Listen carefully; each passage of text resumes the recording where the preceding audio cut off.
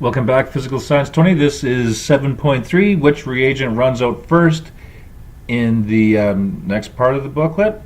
So here, there won't be much to calculate with this one. It's more of determining what do we mean by limiting and excess reagents. So first of all, if we think back to the previous assignment, when we had stoichiometric amounts, we had all the reactants completely being used up. So we had a perfect amount.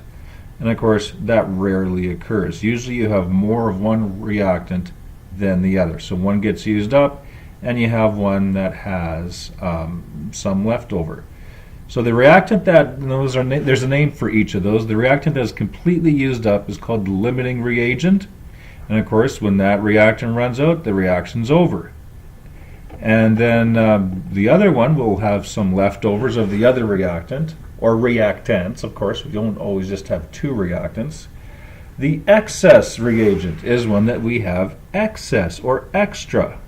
So it's easy to remember those. The one that's going to get used up, we're limited by that one. The one that we have extra of, excess.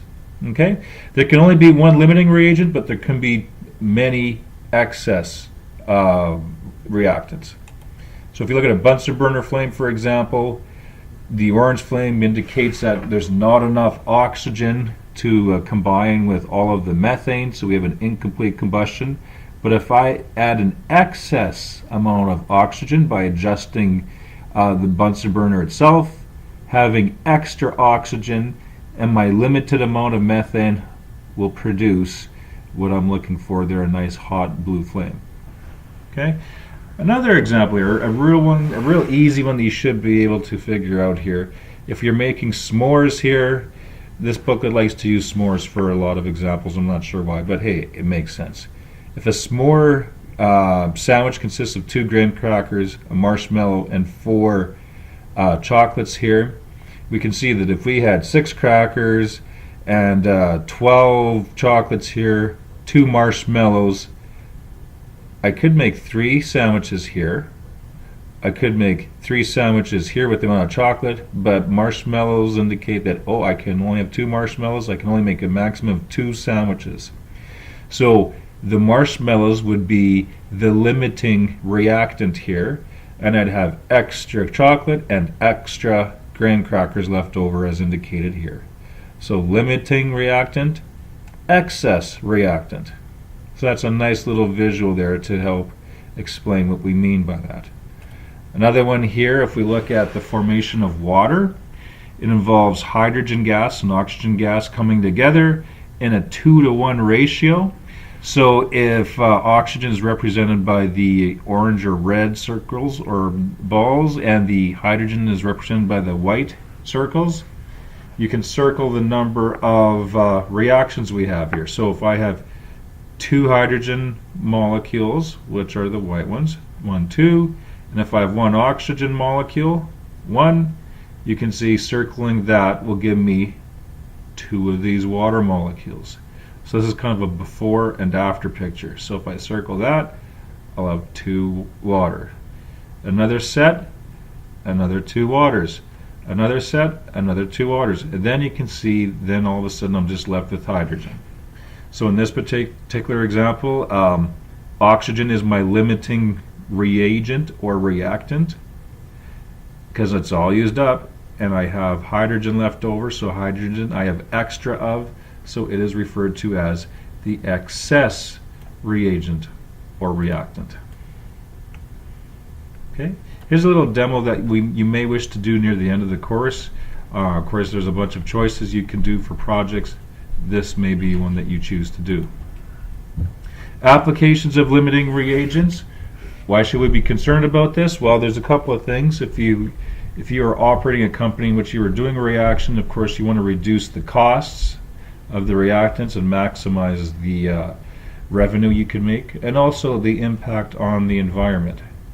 So of course, reducing costs, you would likely want to choose the most expensive reactant to be the limiting reagent, whereas the reactant in which you have extra of to ensure that you carry out the reaction to completion, that would likely be your least expensive reactant. So for example here, in this one involving platinum. Platinum is very expensive, so if we wanted to make this reaction to go completion, we'd likely have a limited amount of this reactant, but we could have potassium iodide, we could have tons of it. It's relatively cheap compared to this reactant. Okay, so this would likely be our excess reactant, whereas this would be our limiting reactant. Reducing environmental impact. For example, if you had water contaminated with lead ions, you could remove that. Of course, if you remember on earlier in our venture here with chemistry, we looked at solubilities and making precipitates.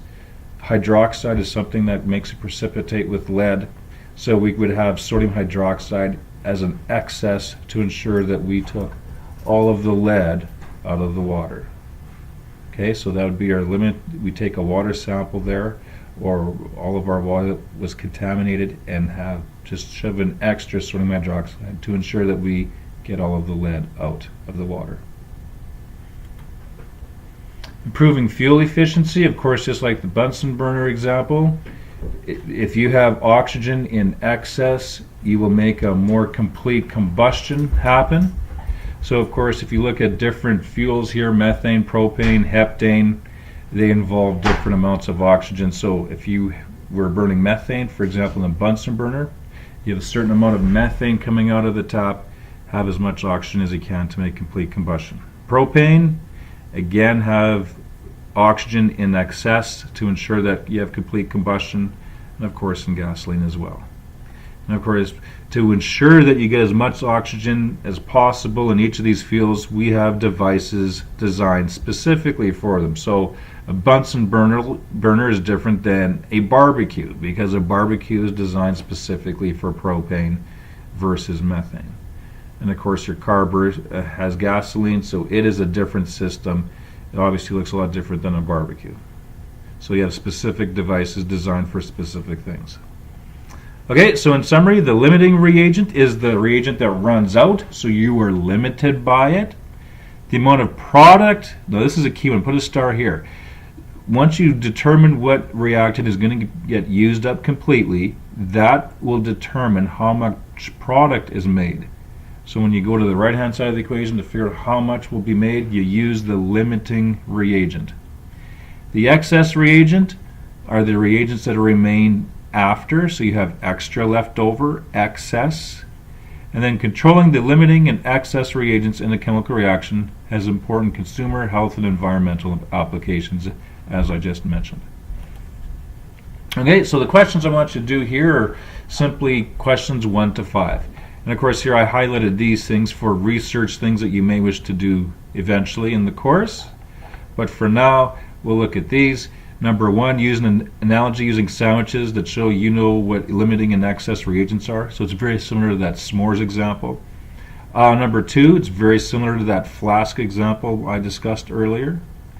Over here, magnesium and hydrochloric acid making hydrogen gas to fill up the balloon. You can see here we have 50 mils of HCl throughout the whole thing, but we're adding more and more magnesium. The balloon gets bigger and bigger until we get to here.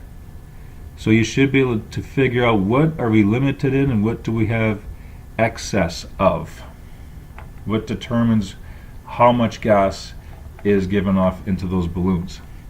And then number 4 and 5 are kind of real life examples of limiting and excess reagents, in which you try to figure out what is the limiting and what is the excess reagent in each of these, and try to give a reason why. So try to think of what you're limited in, what gets completely used up, and what do you have extra of. Okay, so that is 7.3, and we'll see you again.